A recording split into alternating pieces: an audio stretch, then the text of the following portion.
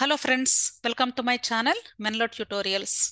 మీలో ఎవరైతే NEET UG 2024 exam రాసి రెస్పాన్స్ షీట్ ఆల్రెడీ ఈరోజు రిలీజ్ అయింది, ఆ రెస్పాన్స్ షీట్ చూసుకొని నీట్ యూజీ కౌన్సిలింగ్కి పార్టిసిపేట్ చేయడానికి రెడీగా ఉన్నారో వాళ్ళందరికీ కూడా నా ఛానల్లో వీడియోస్ తప్పకుండా హెల్ప్ అవుతాయి అనే ఉద్దేశంతో నేను ఈరోజు మీకు చాలా ఇంపార్టెంట్ ఇన్ఫర్మేషన్ కన్వే చేయాలి అనుకుంటున్నాను. ఎందుకు అంటే ఆల్రెడీ ఎగ్జామ్ రాసినటువంటి స్టూడెంట్స్కి స్కోర్ ఎంత వస్తుంది అనేది ఒక ఐడియా ఉంది.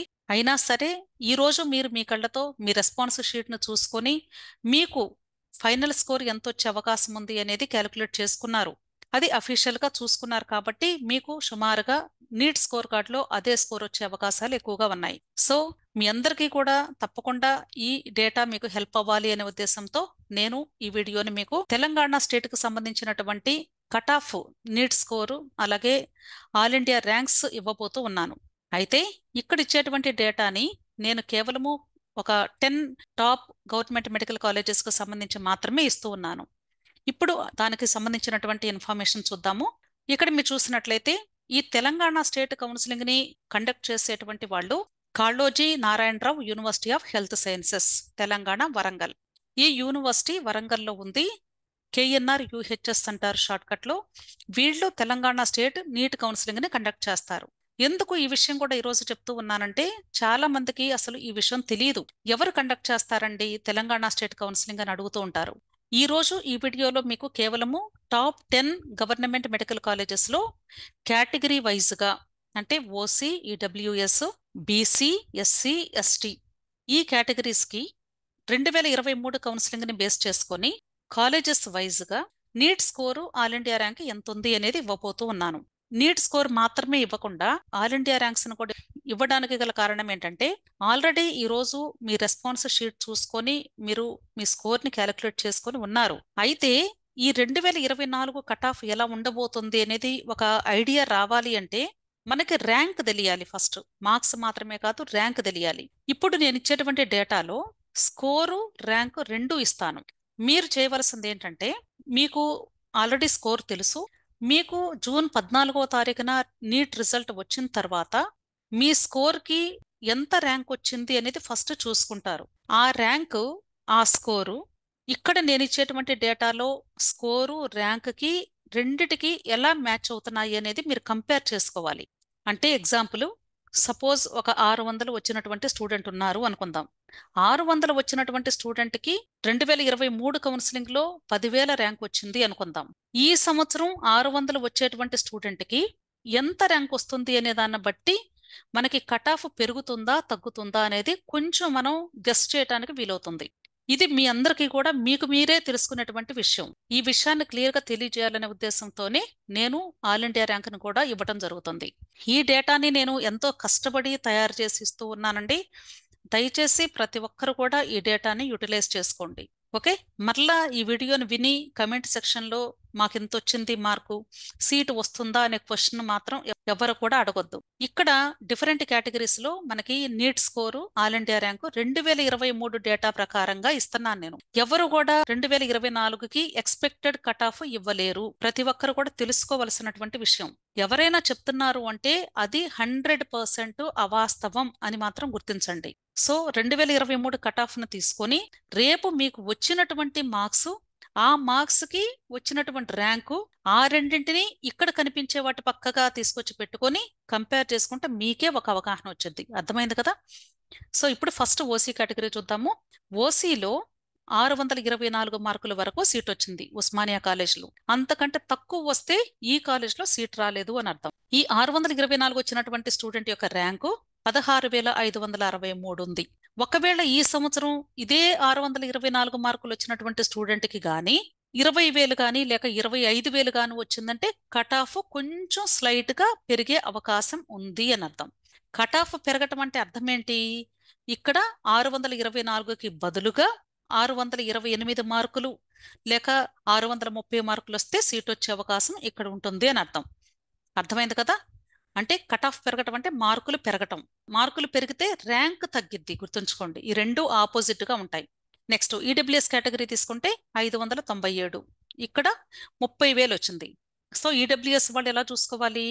597 30,000 అయితే ఈ సంవత్సరం ఇదే 597 మార్కులు వచ్చిన స్టూడెంట్ కానీ ఒకవేళ అతనికి 35,000 ర్యాంక్ వచ్చింది అంటే అప్పుడు మీరు ఆలోచించాల్సింది ఏంటంటే ఇక్కడ ఉస్మానియాలో సుమారుగా 600 దాటితే గానీ సీట్ రాదేమో అన్న విషయం మీరు గ్రహించాలి.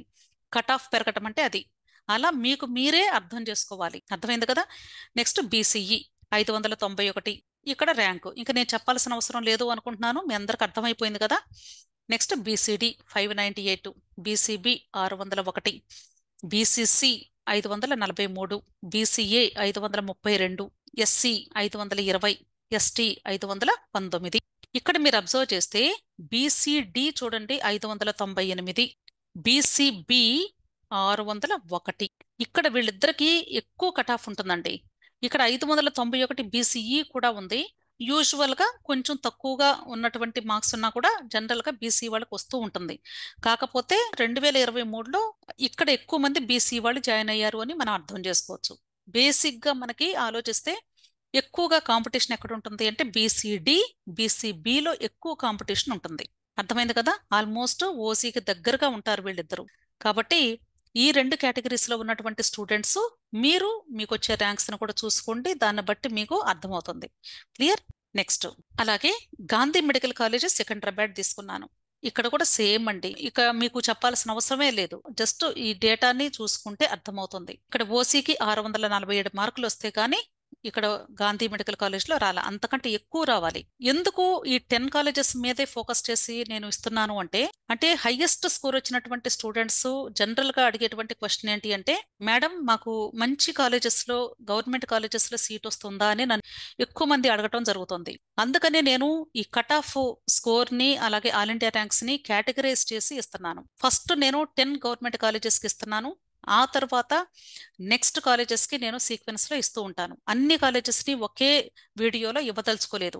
ఎవరికి ఏది కావాలి అంటే ఆ వీడియోని చూసుకోవటం ఈజీగా ఉంటుంది అనే ఉద్దేశంతో. అంతేకాదు తక్కువ స్కోర్ వచ్చినటువంటి స్టూడెంట్స్ కూడా ఇలాంటి వీడియోస్ చూస్తే ఇన్స్పైర్ అయ్యి మేము ఇంకా బాగా కష్టపడి చదివి లాంగ్ టర్మ్ లోనైనా సరే ఇలాంటి స్కోర్ ని సంపాదించి ఈ టాప్ 10 కాలేజెస్ లిస్ట్ లో మేము కూడా ఉండాలి అనేటువంటి ఒక ఇన్స్పిరేషన్ తెచ్చుకుంటారు అనే ఉద్దేశంతో, వాళ్ళకి మోటివేషనల్ గా ఉంటుంది అనే ఉద్దేశంతో కూడా నేను ఈ టాప్ 10 కాలేజెస్ ని ఇక్కడ ఇవ్వటం జరుగుతుంది. ఇది నా యొక్క మంచి ఉద్దేశం మాత్రమేనండి. దీన్ని వేరే వాళ్ళు వేరేగా అర్థం చేసుకోవద్దు. అలాగే ఈడబ్ల్యూఎస్ కేటగిరీ తీసుకుంటే 605 మార్కుల వరకు ఇక్కడ సీట్ వచ్చింది. బీసీఈ 597, ఇక్కడ బీసీడి బీసీబీ చూడండి 628, 626. ఈ 2 కేటగిరీస్ లోనే ఎక్కువ కాంపిటీషన్ ఉంటుంది. సో ఈ కేటగిరీస్ లో ఉన్నటువంటి స్టూడెంట్స్ కొంచెం హార్డ్ వర్క్ చేసి చదవాల్సిందే. వీళ్ళు ఓసీ క్యాండిడేట్స్ తో పాటుగా కాంపీట్ చేస్తేనే అప్పుడు వీళ్ళకి సీట్ వచ్చే అవకాశాలు ఎక్కువగా ఉంటాయి. సో వీళ్ళకి ఆల్మోస్ట్ రిజర్వేషన్ ని లేనట్లుగానే భావించి చదువుకుంటే మంచి కాలేజెస్ లో అడ్మిషన్ లభించే అవకాశం ఉంటుంది.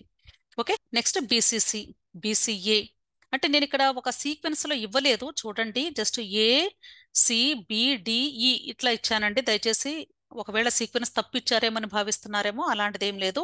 జస్ట్ మార్క్స్ ని బట్టి నేను ఇవ్వటం జరిగింది అంతే. Next SC 531, ST 532. ఇక్కడ కూడా మీరు చూస్తే ఆల్మోస్ట్ క్లోజ్డ్ మార్క్స్ ఉంటాయండి, పెద్దగా వేరియేషన్స్ ఉండటం లేదు. ఇక్కడ కూడా చాలా హెవీ కాంపిటీషన్ ఉంటుంది. సో ఏ కేటగిరీ వాళ్ళైనా సరే బాగా చదివితేనే మంచి కాలేజెస్ లో సీట్స్ పొందుతారు అనేది ఇక్కడ నేను చెప్పగలను మీకు అందరికీ కూడా. Okay, next Kakatiya medical college Warangal. ఇక్కడ కూడా మీకు కట్ ఆఫ్ చూసినట్లయితే 590 వరకు ఓసీ క్యాండిడేట్స్కి వచ్చింది. అంటే కొంచెం మనకి కాలేజీ రెప్యుటేషన్ తగ్గే కొద్దీ కూడా మనకి స్కోర్ కట్ ఆఫ్ అనేది తగ్గుతూ ఉంటుంది, అర్థం చేసుకోవచ్చు మీరు. క్లియర్? ఇక్కడ కూడా బీసీడి బీసీబీ చూసినట్లయితే ఆల్మోస్ట్ నేరర్గా ఓసీ క్యాండిడేట్స్ తో సమానంగా ఉంది. సో మిగతా కేటగిరీస్ కూడా చూసుకోండి, మీకు ఈజీగా అర్థమవుతుంది. మరలా చదవాల్సినటువంటి అవసరం ఏమీ లేదు. అయితే బాగా మంచి స్కోర్ వచ్చినటువంటి స్టూడెంట్స్ ఏ కాలేజెస్ ని చూజ్ చేసుకోవాలి అనుకునే వాళ్ళకు కూడా ఈ వీడియో తప్పకుండా హెల్ప్ అవుతుంది అనుకుంటున్నాను. సో ఇక్కడ ఉన్నటువంటి స్కోర్ వైజ్ గా అంటే టాప్ స్కోరర్స్ ఏ కాలేజెస్ లో జాయిన్ అవుతున్నారో ఎప్పుడు కూడా ఆ కాలేజెస్ ని మంచి కాలేజెస్ గా మీరు అర్థం చేసుకోవచ్చు. దానికి ఎవరిని అడగాల్సిన అవసరం లేదు. అంటే మంచి టాపర్స్ ఎక్కడ జాయిన్ అవుతున్నారు, ఎక్కువ మంది స్టూడెంట్స్, ఆ కాలేజెస్ బెస్ట్ కాలేజెస్ కింద మీరు అర్థం చేసుకుని వాటికి ఫస్ట్ ప్రయారిటీ ఇవ్వండి. క్లియర్? ఇది కేవలం నేను స్టేట్ కోటా ద్వారా వచ్చినటువంటి కట్ ఆఫ్ మాత్రమే ఇస్తూ ఉన్నాను. ఇదే ఆల్ ఇండియా కోటాలో డిఫరెంట్ గా ఉంటుంది. మరలా అర్థమైంది కదా. ఎందుకంటే చాలా మంది ఆల్ ఇండియా కోటా ద్వారా కూడా గాంధీ కాలేజీ, ఉస్మానియా, కాకతీయ ఇలా తీసుకుంటాం మేడం అంటూ ఉంటారు. అలా కూడా తీసుకోవచ్చు, కానీ అక్కడ ఈ స్కోర్స్ కి వచ్చే అవకాశాలు కొంచెం తక్కువగా ఉంటాయి. Okay. Next, Raju institute of medical science, Adilabad. ఈ కాలేజ్ కూడా చాలా మంచి కాలేజ్ అండి, చాలా బాగుంటుందని నేను విన్నాను. అంటే సబ్జెక్ట్ పరంగా కానీ, అంటే కాలేజ్ వైజ్ గా కానీ, లేదా అక్కడ టీచింగ్ మెథడాలజీ కానీ, క్లినికల్ గా కానీ చాలా బాగుంటుంది అనే మంచి ఫీడ్బ్యాక్ ఉంది. కాకపోతే కొంచెం దూరం అని చాలా మంది ఆలోచిస్తూ ఉంటారు, కానీ మంచి మార్క్స్ వచ్చినప్పుడు దూరమైనా సరే రోజు ట్రావెల్ చేయం కాబట్టి డెఫినెట్ గా మంచి కాలేజెస్కి వెళ్ళటానికే మీరు ఇంట్రెస్ట్ చూపిస్తారు అని నేను భావిస్తున్నాను. Next, government medical college Nizamabad. ఇక్కడ కూడా అండి, ఇక్కడ 574 వచ్చినటువంటి స్టూడెంట్ జాయిన్ అయ్యారు. అలాగే రెస్పెక్టివ్ గా రిమైనింగ్ కేటగిరీస్ లో కూడా మీరు చూసుకోవచ్చు. Okay. Next, government medical college Mahbub Nagar. ఇక్కడ కూడా 551 ఓసీకి స్టార్ట్ అయింది, ఎస్టీ వాళ్ళకి 475. ఇవి మీకు కావాలంటే స్క్రీన్ షాట్స్ తీసుకోండి. మీ కేటగిరీకి సంబంధించినటువంటి డేటా కావాలి అంటే ఏ కాలేజ్లో ఎంత ఉంది అనేది రాసుకోండి, మీకు ఈజీగా అర్థమవుతుంది. అంటే మీరు అడుగుతూ ఉంటారు కదా, ఈ సంవత్సరం మాకు వస్తుందా మేడం, ఈ సంవత్సరం మాకు గవర్నమెంట్ కాలేజ్ వస్తుందా, ఇలాంటి క్వశ్చన్స్ అడుగుతూ ఉంటారు. కొద్దిమంది అసలు సీట్ వస్తుందా అంటే, కొద్దిమంది గవర్నమెంట్ కాలేజ్లో వస్తుందా అంటే, కొద్దిమంది స్పెసిఫిక్ గా టాప్ 2 కాలేజెస్ వస్తుందా అంటే, ఎవ్వరు కూడా 100% సాటిస్ఫాక్షన్ తో ఉండరు. ప్రతి ఒక్కరికి ఏదో క్వశ్చన్ వస్తూనే ఉంటుంది. సో వాటన్నిటికీ ఆన్సర్స్ ఇవ్వాలి అంటే నాకు డిఫికల్టీ, కాబట్టి నేను అందరికీ ఒకే సమాధానం చెప్పాలి అనే ఉద్దేశంతో ఈ వీడియోస్ మీకు ఇవ్వడం జరుగుతుంది. Clear. Next, ESI medical college Sanath Nagar. ESI medical college గురించి చాలా మందికి తెలుసు. నేను ఈఎస్ఐకి సంబంధించి వీడియోస్ ఈ సంవత్సరం చాలా ఎక్కువగా చేశానండి. ఆల్ ఎగ్జామ్స్ ఇన్ఫో ఛానల్లో అయితే నేను ఈఎస్ఐ కేటగిరీ వాళ్ళకి సంబంధించి చేసిన వీడియోస్కి చాలా హ్యూజ్ రెస్పాన్స్ వచ్చింది. ఆల్మోస్ట్ అదర్ స్టేట్స్ పీపుల్ కూడా నాతో కనెక్ట్ అవ్వడం జరిగింది. నేను కూడా చాలా హ్యాపీగా ఫీల్ అయ్యాను. సో డెఫినెట్గా ఇక్కడ మన ఆంధ్ర, తెలంగాణ స్టేట్లో కూడా ఈఎస్ఐ కేటగిరీ స్టూడెంట్స్ ఉంటే మీరు ఫస్ట్ ప్రయారిటీ ఆల్ ఇండియా కోటాకి ఇవ్వండి. ఆల్ ఇండియా కోటా ద్వారా ఈఎస్ఐ కాలేజెస్లో అడ్మిషన్ తీసుకోవడానికి ట్రై చేయండి. అక్కడ రాని పక్షంలో అప్పుడు స్టేట్ కోటాలో ఈఎస్ఐ కాలేజ్ని మీకు ఇష్టమైతే ప్రిఫర్ చేసుకోవచ్చు. అయితే స్టేట్ కోటాలో ఈఎస్ఐకి రిజర్వేషన్ ఉండదు. అందరూ మాదిరిగానే ఆర్డర్ ఆఫ్ మెరిట్ ప్రకారంగానే కేటగిరీ వైజ్ గా మనకి సీట్ మ్యాట్రిక్స్ లో ఇచ్చిన విధంగానే మీకు సీట్ అలాట్మెంట్ జరుగుతుంది. ఆల్ ఇండియా కోటా ద్వారా అయితే అక్కడ మీకు ఛాన్సెస్ మంచి కాలేజెస్ లో చేరే అవకాశం లభించింది. మీరు బెంగళూరు మెడికల్ కాలేజీ ఈఎస్ఐ తీసుకున్నారనుకోండి, అక్కడ చాలా బాగుంటుందని నేను విన్నాను. సో అలాంటి కాలేజెస్లోకి వెళ్ళి చదువుకుంటే మీ ఫ్యూచర్ చాలా బాగుంటుంది అని డెఫినెట్గా చెప్పగలను, గుర్తుంచుకోండి.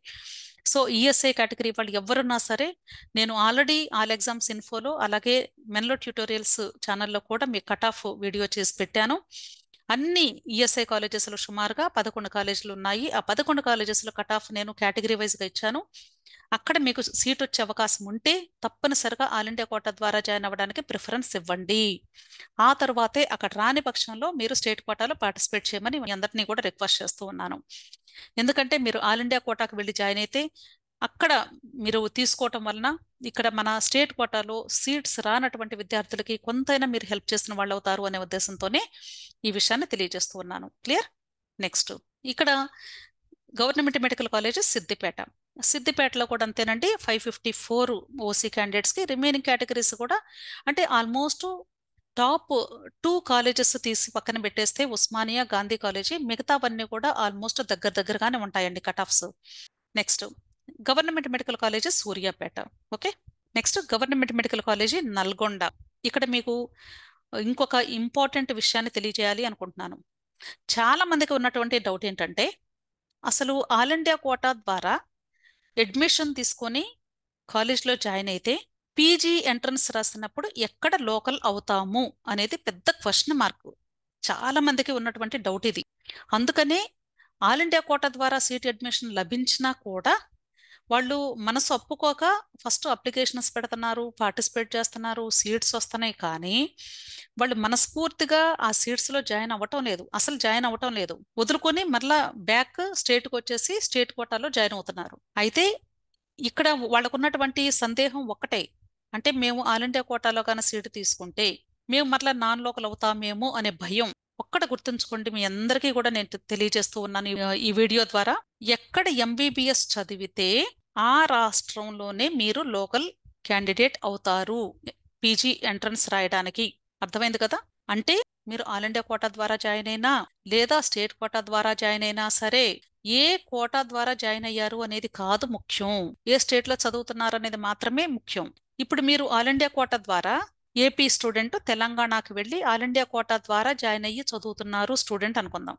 ఆ స్టూడెంట్ పీజీ ఎంట్రన్స్ అప్లై చేసినప్పుడు తెలంగాణ స్టేట్ కే లోకల్ స్టూడెంట్ అవుతారు.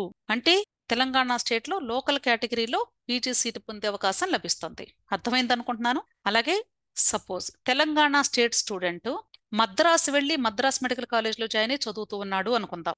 అప్పుడు ఆ స్టూడెంట్ మద్రాస్ అంటే తమిళనాడు స్టేట్లో ఉంది కాబట్టి తమిళనాడు స్టేట్కి లోకల్ క్యాండిడేట్ అవుతాడు. కాబట్టి పీజీ ఎంట్రన్స్ అప్పుడు లోకల్ కేటగిరీలో తమిళనాడులో పీజీ సీటు పొందే అవకాశం లభిస్తుంది. అర్థమైంది కదా. ఇవి కాకుండా మరలా ఆల్ ఇండియా కోటా ద్వారా 15% ఇండియాలో ఉన్న అన్ని గవర్నమెంట్ కాలేజెస్లో సీట్స్ పొందే అవకాశం మరలా లభిస్తుంది పీజీ సీట్స్ కూడా. ఏది ఆ లోకల్ స్టేటస్ కాకుండా 15%కి ఇప్పుడు మీరు ఎలా ఆల్ ఇండియా కోటా ద్వారా పార్టిసిపేట్ చేస్తున్నారో రేపు పీజీలో కూడా ఆల్ ఇండియా కోటా ద్వారా మరలా మీరు పార్టిసిపేట్ చేసే అవకాశం లభిస్తుంది, గుర్తుంచుకోండి. కాబట్టి హైయెస్ట్ స్కోర్ వచ్చినటువంటి స్టూడెంట్స్ని నేను రిక్వెస్ట్ చేసేది ఒకటి, మీకు మంచి కాలేజెస్ కానీ ఆల్ ఇండియా కోటా కేటగిరీలో లభిస్తే first priority all India quota category కాలేజెస్కే ఇవ్వండి. స్టేట్ని చూసుకోవద్దు. మీరు ఎక్కడ బాగా చదువుకుంటే అక్కడ మీకు పీజీ చదివే అవకాశాలు కూడా లభిస్తాయి. కాబట్టి మీరు ఎక్కడ ఎంబీబీఎస్ చేస్తే అక్కడ పీజీ సీట్ లభించే అవకాశం కూడా మీకు ఉంటుంది. కాబట్టి ఎక్కువ మెడికల్ కాలేజెస్ ఏ స్టేట్స్కి ఉన్నాయో చూసుకొని వాటికి ఫస్ట్ ప్రయారిటీ ఇచ్చుకుంటే మీకు పీజీ ఎంట్రన్స్ అప్పుడు కాంపిటీషన్ కొంచెం తక్కువగా ఉండి సీట్స్ ఎక్కువగా ఉంటాయి. కాబట్టి సీట్ వచ్చే అవకాశాలు ఎక్కువగా ఉంటాయి అని అర్థం చేసుకోవాలి, గుర్తుంచుకోండి.